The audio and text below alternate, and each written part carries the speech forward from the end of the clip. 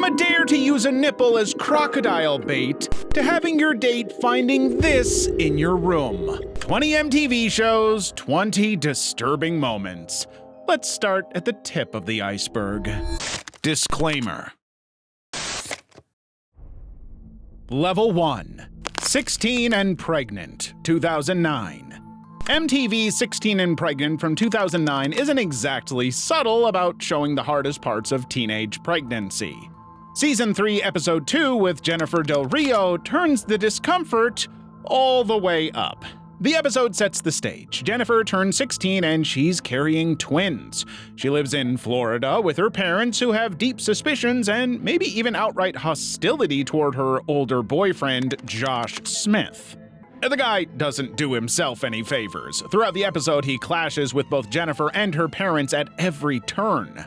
I can't choose between Josh and my parents, especially now, when I need them all more than ever. But the real spiral starts after the twins are born. With Jennifer recovering from a C-section, Josh's behavior is anything but supportive. Viewers see him at his worst. In one jaw-dropping moment, he shocks everyone by picking Jennifer up right around her stomach, fresh from major surgery, during an argument outside his car. Say goodbye to your kids, Josh. You will never, ever see them again. Jennifer's parents, painted as overprotective but mostly reasonable, are disgusted. Josh's treatment of their daughter is bad enough, but Jennifer's choices make things even worse. The argument blows up after the twins are named because Jennifer gives them Josh's last name, a move her family sees as a total betrayal. The drama doesn't let up, even when Jennifer calls the police after one of Josh's outbursts. MTV captures Josh being cuffed, Jennifer left waiting with her twins, and a family ripped apart by fighting that's all too real.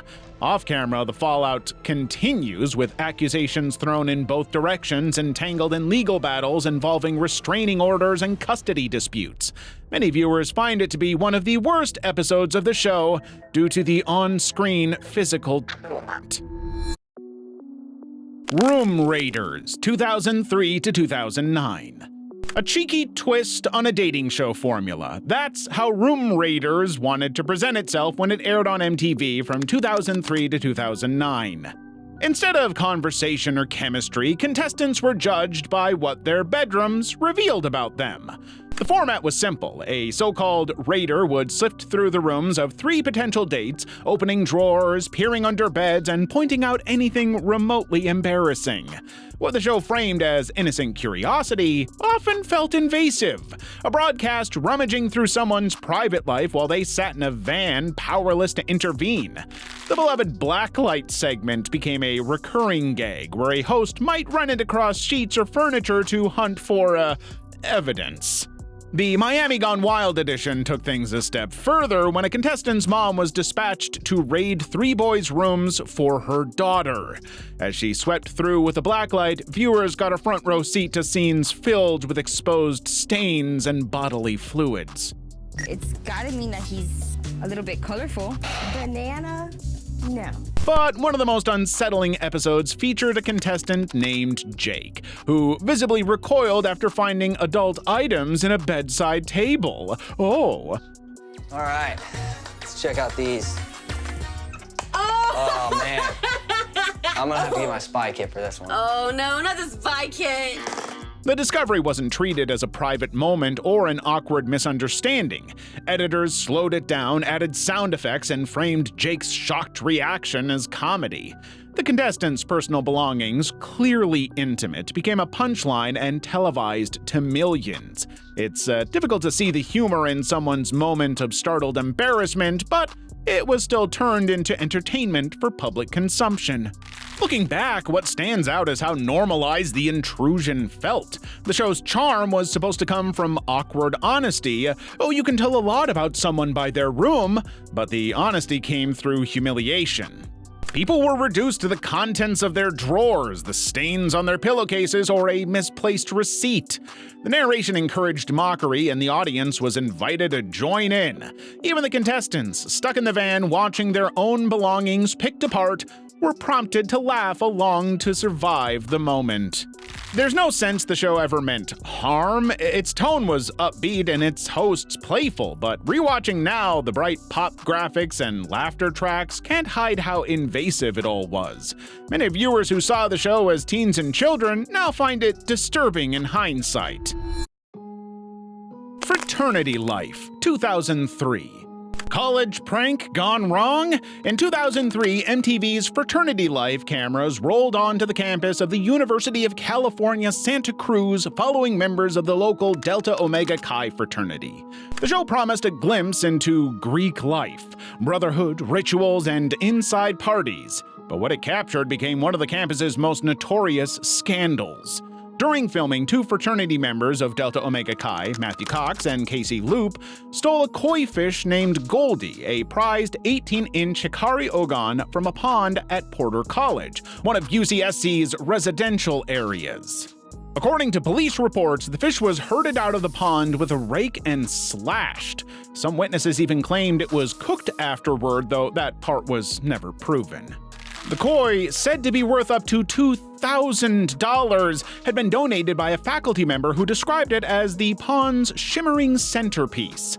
When staff arrived the next morning, they found garbage bags, a knife, and an empty pond corner where Goldie once swam. The discovery ignited outrage across campus. The two fraternity members later turned themselves in and were charged with misdemeanor theft and vandalism. University officials said they showed remorse, even purchasing a replacement koi. But the damage was already done. It even made national TV news. The scandal then intensified after revelations that the group had been reprimanded just weeks earlier for misconduct. Rumors persisted that hazing rituals within Delta Omega Chi had gone even further, including a reported zoo break-in tied to pledge challenges off campus. By that point, the fraternity's image had collapsed under the weight of its own behavior. Investigators found the group responsible, and the MTV tape was used by the prosecutor to charge them. The university made the decision to revoke its recognition permanently, cutting all official ties and shutting down its operations on campus. But MTV stayed quiet about the controversy. Critics accused the show of blurring authenticity with spectacle. Protests swept through campus and debates flared about whether Greek organizations belonged there at all. In the end, the result was a distorted picture of college brotherhood, part reality, part performance. Level 2. I Bet You Will, 2002. On MTV's I Bet You Will, contestants are lured by cold cash to tackle ridiculous stunts, usually the kind nobody would ever volunteer for outside of a dare. Seasoned viewers know the drill. The host spells out the rules, ups the ante, gets the crowd going, and then someone takes center stage for what's promised to be entertaining chaos. The first episode, Bet, shows a college girl eating her own hair mixed with butter for $100. I'm gonna shave your head. After I shave your head, I'm then gonna mix your hair in with that butter. You're going to eat that hairball. For that, I'm gonna give you $100. But after it aired, they were notified by doctors that eating your own hair can lead to serious complications such as intestinal blockages and even death. In episode 9, the setup is plain and blunt. One guy is dared to withstand a wedgie, with everyone in the room clear that the payoff hinges on real discomfort, not just cheap laughs. Yeah, nothing cheap about those laughs. The host lays it out in a way that's half challenge, half warning. This isn't a playful pull, it's about being hoisted up by your underwear until you can barely stand still. You get as many people as possible around here to give you a wedgie. Each wedgie that you get money for that wedgie. You can make some money for skid marks, man. The moment hits quickly. He's grabbed and yanked upwards, underwear stretching, face contorting, and body jerking with every tug. The pain is undeniable, shown right there in his posture and turning cheeks. The crowd responds exactly how you'd expect in this context, with loud cheers, laughter, and the undercurrent of shock that anyone would stick around for it. It's gonna be sore for weeks. But I bet you will. The show that proves that people do anything for money. The whole thing has a dare taken too far vibe. If you make it through the ordeal, you get paid, but the cost is written on your face and recorded on a video that lives forever on the internet. The X Effect, 2006. Would you go on a TV show that would reunite you with your ex? The X Effect from 2006 took the voyeuristic thrill of reality TV and turned it into emotional warfare. The concept was simple but manipulative. Exes are put together for a weekend getaway while their new partners secretly watch every interaction. Cameras capture every awkward confession, every misstep, every flash of lingering attachment. It was less about closure and more about pushing people toward breakdowns. One of the most memorable examples of this setup devolving into chaos came in the episode with Natasha, her ex Amir, and her current boyfriend Kavi. Natasha once dated Amir before discovering that he cheated on her with her best friend Neda. The betrayal alone had already left scars, but MTV decided to reopen them for the show's entertainment value. Relationship with Natasha, there was no closure. It was just, I met your best friend, I cheated on you, I'm gonna get serious with her and not have any more sex with you is pretty much where the relationship died. Natasha arrived at the resort believing she and Amir were revisiting lost history. Kavi and Neda were led to believe they were leaving, when in reality they were placed in a hidden room with monitors, forced to watch their partners interact. The producers framed this as a relationship test. What followed looked more like a study in cruelty than romance.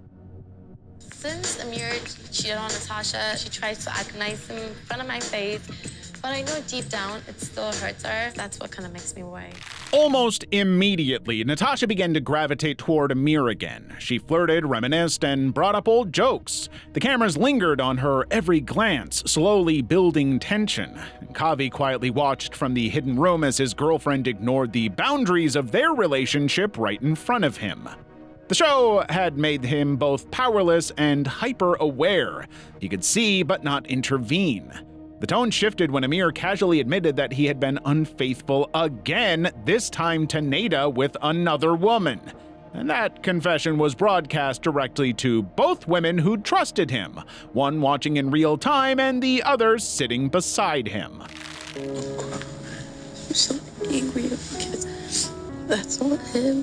He would never do that. The moment cracked whatever facade of reconciliation that remained. The confrontation that followed wasn't explosive, it was something worse. Silence filled the space between Natasha and Amir as she realized she had been chasing closure from someone still capable of lying like that. Kavi's expression, visible from the observation room, turned from disbelief to resignation. Neda quietly broke down off camera. The final reveal, when everyone was brought face to face again, wasn't cathartic. It was just raw awkwardness and shattered trust. Both couples dissolved by the end of the episode, and what made the episode so disturbing wasn't the cheating itself, but the way the show exposed these personal wounds in a controlled environment, turning emotional collapse into scripted spectacle. The producers didn't just document heartbreak, they orchestrated it. Too Stupid to Die, 2018. MTV's Too Stupid to Die from 2018 wastes no time in its premiere, Too Stupid to Drive, jumping headfirst into stunts that seem less like entertainment and more like warnings ignored on purpose. Warning, the stunts and the pranks you're about to witness are performed by professionals. The producers insist that no one reenact or recreate any of these stunts or activities. The crew's enthusiasm for mayhem is almost relentless. Right from the start, they're behind the wheel, blindfolded. Instead of safety harnesses or spotters, it's just a gang of friends shouting directions as the drivers swerve with zero visibility, slamming on the brakes only when chaos edges toward catastrophe. Viewers are drawn into moments of genuine uncertainty, especially as the group's grandmother figure, Mima, is asked to trust the driver with her well-being from the passenger seat, panicking as the car misses scarecrows and barrels through the improvised course. From there, the recklessness only builds. The crew tries puddle skiing, a makeshift water sport that looks more like a failed science experiment in momentum and friction. And no experts, no life vests, or helmets. The stunts operate purely on adrenaline and a keep the camera rolling mentality. They're dragged behind a car, bouncing over potholes and cold water with speed and unpredictability combining for maximum risk. In between, older houses and rooftops on rural Indiana's horizon set the scene for another dare, rooftop jumping. This is very serious. Any mistake can cost your life, someone else's life. It's usually a lot more dangerous. Just buckle up. The boys egg each other on to leap from one rooftop to the next. No crash mats below, no professionals around, and a sense that anyone on set is just as likely to be the next one coerced into peril. The laughter is loud, but what hangs in the air is genuine fear. But what sets this episode apart is how brazenly it documents these acts without a filter. There's no pretense of professional stunt work, no lengthy warnings or reminders that these actions are never safe to imitate. Instead, every scene doubles down on a brand of entertainment that is risky for its own sake. Yeah, my favorite part is just being able to do like the stupidest thing as possible and no one judges you for it whatsoever. I definitely don't recommend anyone do any of the stuff that we do ever. The amateur production is the point. Viewers can see how recklessness becomes a kind of currency traded in for bigger thrills and bolder clips to share. MTV, already known for programs celebrating risky behavior, appears to be raising the stakes with Too Stupid to Die, directly showcasing stunts that forgo safety protocols entirely. If anything, it celebrates the danger with every near miss and burst of nervous laughter. For those watching, the message is clear. Maybe the rules never mattered, as long as everyone's still on their feet when the day is done. And hey, if this kind of video gives you an adrenaline rush, you might have just found your go-to channel. So go ahead and subscribe before you lose us in this massive mountain of YouTube algorithm. Level 3. Jersey Shore, 2009 to 2012. Airing from 2009 to 2012, MTV's Jersey Shore built its reputation on chaos, drama, and the kind of reckless nightlife that seemed to thrive on confrontation. Every night in Seaside Heights was a mix of excess and volatility. Crowded bars, flashing lights, and cameras waiting for things to go wrong. The moment that truly crossed the line came during the first season, when cast member Ronnie Ortiz Magro got into a fight that would later define just how far the show went in glamorizing aggression. After a night with housemates Nicole Snooki Polizzi and Sammy Sweetheart Giancola, Ronnie encountered a man on the boardwalk who started mocking the women in the group. Frey, come at me, bro. Come at me, bro. Come at me. I'm right here. I'm right on the move. Come at me, bro. I'm standing right here. Come at me, bro. Put your hands up, bro. Come here, bro. I'm right here. The teasing escalated, and within moments, Ronnie hit the man with a single punch that knocked him out on the spot. The fight was captured on camera, aired unchanged, and immediately turned into a viral moment. MTV even teased the footage in previews, marketing it like another rating stunt, not as a violent street incident.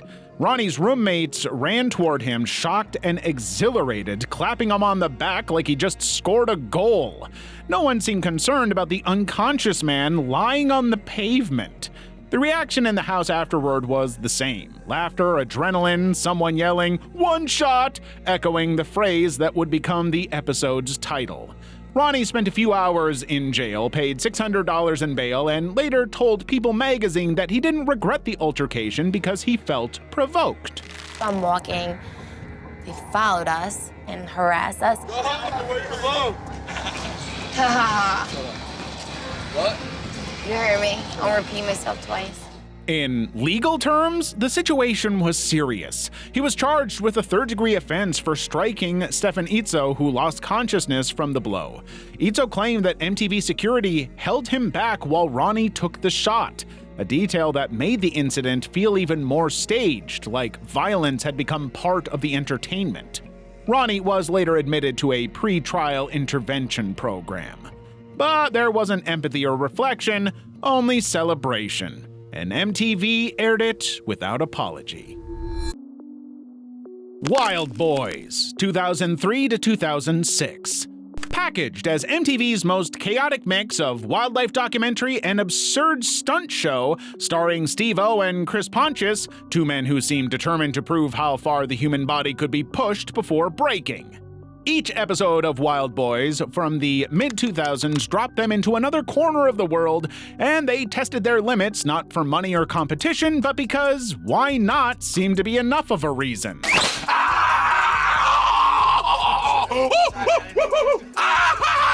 Audiences tuned in expecting dangerous animal encounters and crude behavior, but every so often the spectacle crossed into something genuinely revolting. One moment in particular stands out when the duo covered themselves in a vile mix of animal waste and live insects.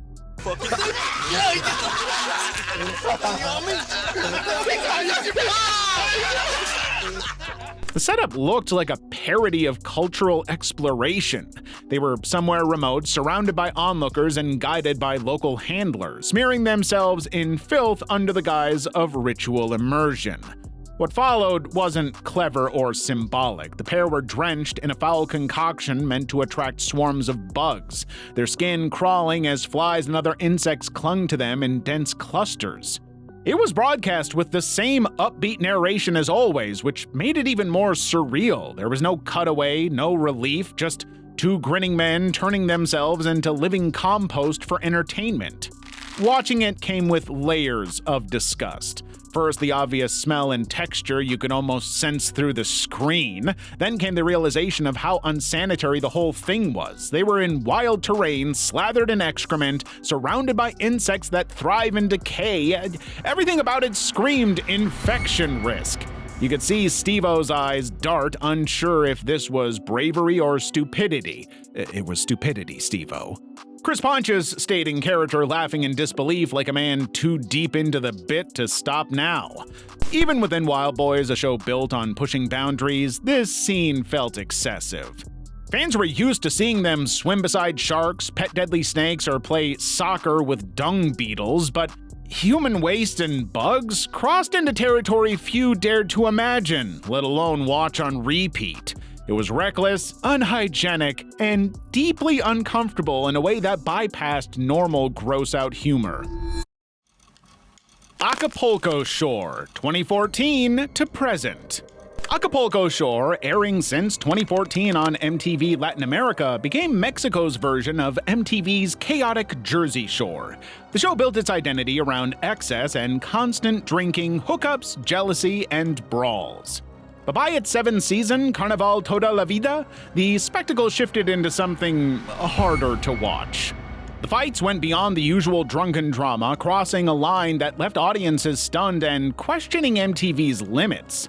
The conflict between Dania Mendez and Manalik Main Gonzalez had been brewing all season. Both had been close for years, but televised egos and provocation twisted their friendship into open hostility. Cameras captured a night when things boiled over. Main and Dania got into a heated confrontation that escalated fast. Main's boyfriend, Joey Mendez, stepped in, supposedly to separate them, but what viewers saw was much rougher. He grabbed Dania, restrained her, and according to unedited footage that circulated later, dragged her across the room. The scene was quick but jarring, a visual that shocked audiences who were used to the show's volatility, but not to seeing physical control play out that way. Social media exploded within hours of the June 2020 season premiere. Clips and screenshots spread online before MTV cut major sections from future broadcasts. Viewers debated what had actually happened since editing blurred the line between prevention and aggression. Joey went on social media days later claiming he was trying to protect Maine, while Dania later told journalist Gerardo Escareño that the event left her shaken. She said she was pushed again during a later off-camera moment, which led to her sudden exit from the show. MTV's response was quiet but visible. Several episodes following the fight were abruptly shortened, and whole altercations vanished. MTV Latin America officially cited standards against graphic physical conflict, but fans saw it as an attempt to minimize backlash. Despite the censorship, leaked footage began appearing online in 2021, showing parts of what had been removed. Screaming, chaos, other housemates trying to intervene too late. The network avoided direct statements about disciplinary action, and Joey remained part of the series lineup shortly after. The production's party culture, sold as unfiltered fun, blurred into moments that looked like real violence. By the end of that season, both Maine and Danya were gone. MTV's later seasons featured heavier censorship and hired on-set security teams. Level 4. The Real World, 1992.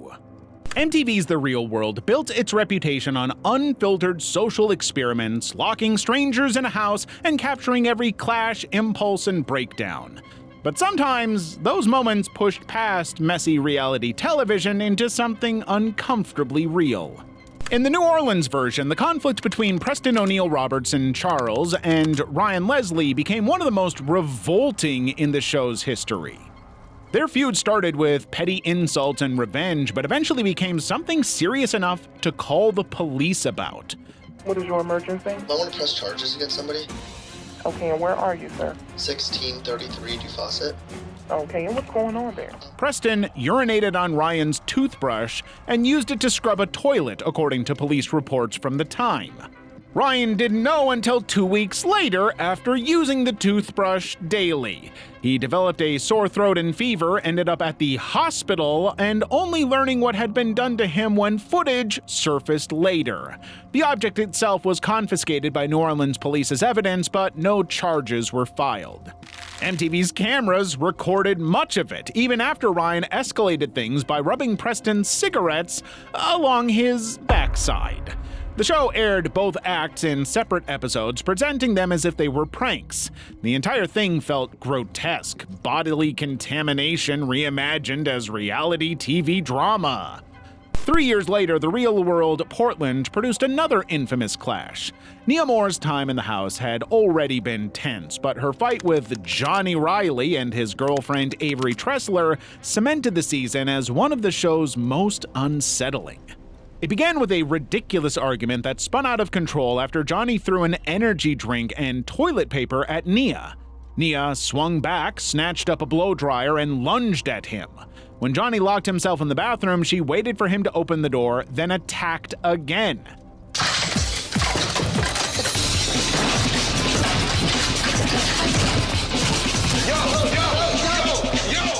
Avery rushed in, pulling Nia's hair and landing hits in a desperate effort to stop her. Nia's face turned red from the struggle while producers kept the cameras rolling. The fight stretched on in chaotic bursts with shouts echoing. No one immediately intervened. Viewers later argued over who started it, but the disturbing thing wasn't who won, it was how long it was allowed to go on. Avery and Johnny eventually left the house, claiming they no longer felt safe. What the? The show turned broken boundaries into storylines, letting personal breakdowns and bizarre cruelty play out because the footage was compelling enough to air. Stranded with $1 Million, 2017. It begins as a survival experiment, but quickly devolves into something far more concerning. MTV's Stranded with $1 Million from 2017 gathered 10 contestants, then dropped them on a remote island with $1 million to share, forcing them to decide whether to spend that money on overpriced supplies or endure blistering hunger under the Fijian sun. The 10 of you are now stranded on an island with nothing but the clothes on your back and $1 million. Those of you who are able to last all 40 days will split the $1 million cash prize. The show's tension doesn't stem from survival alone, it comes from the human mind under pressure. And nowhere is that clearer than in the infamous incident involving Cody and Makani. At one point in the game, their rivalry with fellow players Alex and Gina pushed them far beyond the game plan. Cody and Makani relieved themselves directly into the freshwater pool that both teams depended on for survival. It was a planned sabotage. Their goal was for Alex and Gina to consume the contaminated water, become ill, and ideally withdraw from the competition. Me peeing in the river and then drinking from the river, it's not a huge deal. They haven't been able to drink much water. We'll see how long Gina and Alex can last. The stunt was openly broadcast on television, framed as an act of strategy within a game about survival and greed. What unfolded behind the scenes was a different story. Producers were thrown into disarray when they realized what had happened. Kevin Lee, the show's creator, later called it a moral dilemma. The crew debated whether to step in or let the consequences unfold. In his words, "We didn't want to interfere in the game, but it was important that people remain safe." Still, the producers chose not to disrupt the gameplay, monitoring the contestants from a control room hundreds of yards away, trying to balance realism with responsibility. Cody bragged about his control over the situation when McConaughey justified their actions as payback against their rivals. I don't really respect the way they've played the game, so I feel like it's time to do what they've done to me back to them now. The others didn't quit. Alex and Gina endured dehydration, slept beside contaminated water, and carried on anyway, visibly weakened. Next, 2005 to 2008. MTV's Next survived from 2005 to 2008 on a formula that felt simple. One contestant, 5 daters, rapid eliminations, and the power to say next at any moment. One bus, 5 daters. They'll get cash for every minute they last. Careful what you do, because you may be next. In one infamous episode, a contestant named Chris was nexted mid-date and responded in a way that would never make it past today's broadcast standards. After being rejected, he pulled down his shorts and ran after the girls, exposing himself on camera. The moment was quickly cut from MTV's airing, but survived online in heavily circulated clips that spread across early video sites and forums. This turned into one of the show's most shocking off-screen controversies. Even in its shortened form, viewers saw enough to know something had gone badly wrong on set. I'm looking for a bad, not a flat. Next. Another scene that drew backlash featured a male contestant threatening to next a woman unless she agreed to kiss him. Oh my god, girl, next yourself. Her hesitation was visible, but the cameras didn't cut.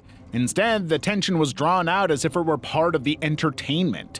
The audience was supposed to laugh, to view it as an awkward dating moment, and not a situation where someone's discomfort was being mined for reality TV value. MTV's editing leaned into the pressure rather than stepping in to diffuse it, framing it as playful banter instead of what it really was. And I know you did get hurt a little. You know, what if he did take the girl? I was really idealizing the situation a lot, and I mean, I'm not worried about it. Ultimately, the show's concept of being able to instantly reject people created a mean-spirited tone disguised as humor. It opened the door to coercion and encouraged contestants to take advantage of each other. And ironically, it made real emotional connection impossible. Next. Level 5. Ghosted, Love Gone Missing, 2019 to 2021. Hosted by Rachel Lindsay and Travis Mills, the show followed people who had been ghosted and brought them face to face with the person who vanished. MTV's Ghosted, Love Gone Missing aired between 2019 and 2021, selling itself as part reality series, part emotional reconciliation show. But what MTV called closure, critics called a public invasion. Hi, Rachel and Travis. I really need your help.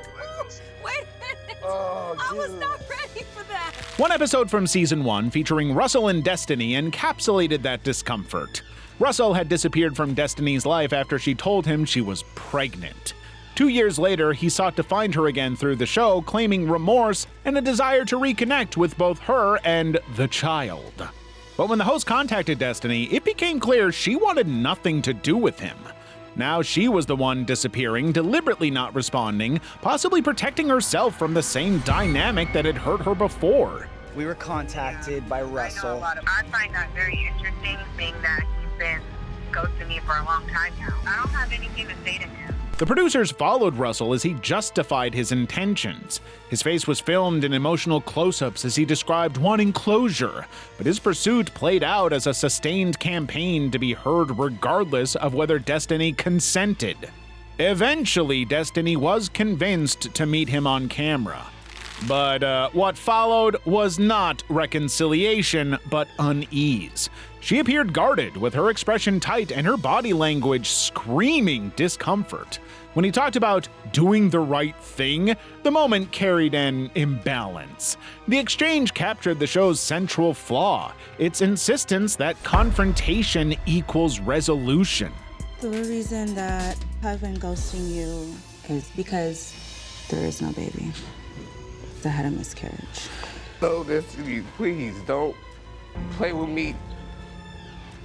Online viewers described the sequence as manipulative, even cruel. Commentators accused the network of turning distress into spectacle and of normalizing behavior that crosses emotional boundaries. Others pointed out that rather than therapeutic dialogue, the confrontation risked re-traumatizing someone who had already chosen silence as protection. The unsettling part wasn't Russell's persistence, but the whole system enabling it. A network dressing intrusion in the language of healing and being tone deaf enough to broadcast the entire thing. Catfish, the TV show, 2012 to 2025. Catfish, the TV show, built its fame on shocking confrontation, but some episodes genuinely unsettled viewers. One case that still gets talked about is Season 4's Felicia and Jacqueline, where a woman named Tracy Barbie made Felicia's high school existence miserable using fake accounts with Felicia's own photos. Tracy messaged Felicia's friends, posted disturbing content, and spread rumors for years, blatantly taking credit for the pain she caused. She even admitted that she liked seeing others hurt because she'd been bullied herself. When the show's hosts found her, Tracy was almost cheerful about her copycat-fish antics, openly delighted at the chaos and notoriety her trolling brought. She was never really remorseful for the emotional distress she caused and was seemingly unable to grasp how destructive her actions were. If I were to press harassment charges, that could very easily be taken away from you. It's true. It's true. Oh my gosh, you guys are scaring me. You should be scared. You should be really scared. Fast forward to Season 5's Lucas and Manny, and the situation levels up from trolling to targeted, systematic predation. The man behind the profile, Zach, wasn't focused on one woman. He lured hundreds, crafting stories and weaving elaborate deceptions. Each woman recorded and archived through personal photos like he was adding to a collection, like a serial killer. When confronted, Zach was unnervingly casual, brushing off the confrontation and referring to all his targets as part of an experiment. Nothing about his demeanor suggested regret. To him, the entire process was a detached game, and even as the victim count piled up, he simply shook it off. To him, they were more like trophies than people. Why are you smiling? You have no emotions whatsoever. That's not the right thing to say. You guys need the truth. And if I don't feel sorry for something, you need to hear that. Yeah. In Season 6, Arian Lanham moved the show into even darker psychological territory. Marcus, a much older man, deceived multiple younger women by pretending to be someone else, sometimes proposing a deeply committed future. Even when he was exposed, he showed no real remorse. His pattern was clear: targeted connection, manipulation, then proposing grand gestures that crossed serious lines with vulnerable targets barely old enough for such conversations. No empathy, no sense of boundaries, just a persistent chase for attention through online manipulation, regardless of the harm he caused. But for many, Season 8's Paul and Kaitier was the show's most unsettling episode. Paul's youthful online romance with Kaitier lasted years, but the reality unraveled into something much more troubling. He'd been speaking with Martha, a woman in her 40s, and the mother of the girl in the photos. Martha used her own daughter's images, apparently sharing them without consent, and targeted not just Paul, but other young men as well. The situation grew creepier, with indications this deception began when Paul was quite young, while Martha's own daughter only learned of the betrayals years after. I was the one doing the catfishing. It started because I was in a really bad place in my life and I was extremely lonely. I just wanted someone to care about me. Martha admitted to using the daughter's private photos for online attention, exposing how catfishing can quickly spiral into deeply disturbing territory. Are You the One? 2014. Marketed as a social experiment, boy, these creeps love calling this stuff an experiment, disguised as a dating show, Are You the One premiered on MTV in 2014. 20 singles moved into a tropical house guided by the formula the network claimed could identify their perfect match. Oxygen-fueled parties, shared rooms, and endless cameras turned into a mix of chaos and competition. But in March 2021, the show's facade of fun and flirty escapism cracked when Gianna Hammer, a former contestant from season 5, shared what she says really happened behind the walls of that house in 2017. Hammer told the Daily Beast that she'd been prescribed an antidepressant before the show began filming in the Dominican Republic. Her doctor had warned her not to mix with alcohol, but that line blurred under MTV production. Cast members were constantly drinking, and one night, after she got into an argument, 3 producers pulled her aside. She says they gave her one of her pills despite her protests that she shouldn't take it. Other contestants later said they heard her repeatedly saying she wasn't supposed to take it while drinking, only for producers to insist it was fine. We put you through comprehensive interviews, compatibility tests, and personality metrics that come together in an algorithm that identifies your perfect match. Wow. What followed was a blackout. Hammer said she later woke up unable to recall much. Producers told her she had gotten into bed with a male contestant and that others had dragged her out after hearing her say no. She was told nothing happened. Shocked and disoriented, she was asked if she wanted the man removed from the show, but producers allegedly discouraged it, noting that sending him home would be a logistical hassle. He'd already flown out, been tested, matched, and filmed. Their compromise was to let him sleep on the couch and cut off both of their access to alcohol. Hammer claims they also made her sign a confidentiality agreement and warned witnesses to stay silent. Tierney Todd, another participant that season, told the Daily Beast she saw the male contestant on top of Hammer that night and helped pull him away. She said it was obvious something was wrong. Hammer was barely responsive, her eyes were open but not focused. Just having a great time, and we did explore each other in an appreciative manner the other night. His heart isn't with her. Just wait till after this show. Just wait. After the show aired, Hammer stayed quiet for years. In 2021, she broke the silence through TikTok and interviews, saying the story had haunted her. MTV responded by halting production of Are You the One and launching an external investigation, also pulling her season from streaming platforms. Level 6. True Life, 1998 to 2019. Built by its reputation for tackling bold, sometimes deeply uncomfortable topics, the MTV series True Life aired from 1998 to 2019. Most episodes followed real people wrestling with addiction, body image, or mental health, inviting viewers to peer into lives often ignored by mainstream programming. But controversy overshadowed the show when True Life, I Am a Sex Offender aired. In that episode, MTV chose to profile 2 young men fighting to be removed from the National Registry, a move that stirred instant debate. One of the featured men had a relationship with someone 3 years younger to him. He was 18 years old. Because of how the laws are written, his life changed overnight. Homes off limits, strict curfews, and a label that followed him everywhere. The series paints his story with unexpected softness. Camera angles linger on his distress, editing choices build emotional tension, and the on-screen counseling session invites the audience to empathize with the weight of his daily restrictions.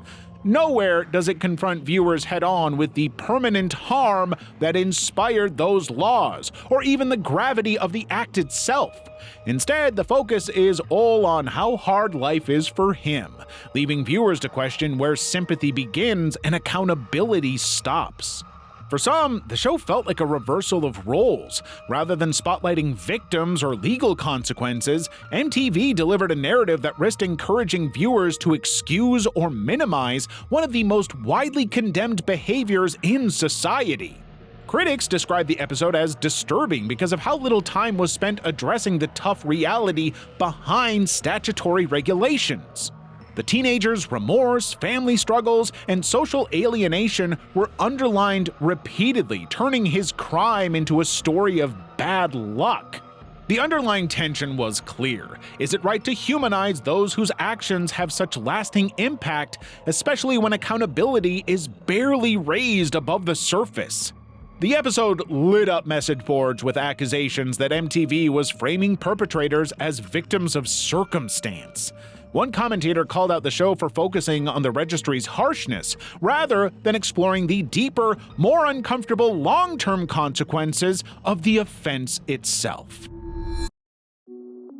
Bully Beatdown, 2009. MTV's Bully Beatdown from 2009 to 2010 was one of those reality series that blurred the line between entertainment and exploitation.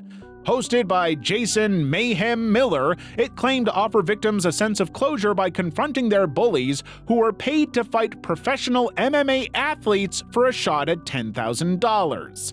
The concept sounded cathartic on paper, a televised form of justice where those who once tormented others get a taste of their own medicine. But beneath the flash of the cage lights and the cheering audience, the show walked into ethically murky territory, especially in episodes where real injury and human fallibility broke through the spectacle. Season 2's premiere, Brandon the Line, captured this more than any other episode. Brandon, described as a former high school bully, entered the show radiating arrogance. Before stepping into the cage, he recounted how he once lifted one of his classmates, Alex, by the ankles and threw him across the gym, laughing about it like it was a prank. Brandon thought it'd be funny if he could pick me up on my ankles and throw me like 15 feet across the gym. Just because I'm not as big or as strong as him, he thinks he could just treat me wrong. That moment ended with horrifying consequences. Alex's friend Sean was caught in the chaos and suffered a broken arm, an injury that even years later affected his daily life. The harm had already been done, and MTV was packaging it as a prelude to entertainment. Eddie Alvarez was chosen to take Brandon on as a seasoned MMA champion. Watching the bout, it's clear the match wasn't balanced, not even remotely. Alvarez's job was to teach Brandon a lesson, but the setup itself was troubling. A professional athlete pitted against an untrained man made for visually satisfying TV, but also crossed an ethical line. Each takedown and submission made viewers question the morality of it. Audiences were invited to cheer as a man was physically broken down. The only difference was that this time, the bully was the target. Even in victory, the victims didn't really win much beyond $10,000. The format never solved anything about the psychology of violence or bullying. It only transferred the pain from one side to another. In Brandon's case, he eventually apologized, but it was hard to tell whether that came from regret or exhaustion after being dominated in the cage. However, if you want more of this kind of content and you can stomach more real-life details, why don't you check out this video where we go over the most disturbing Netflix documentaries.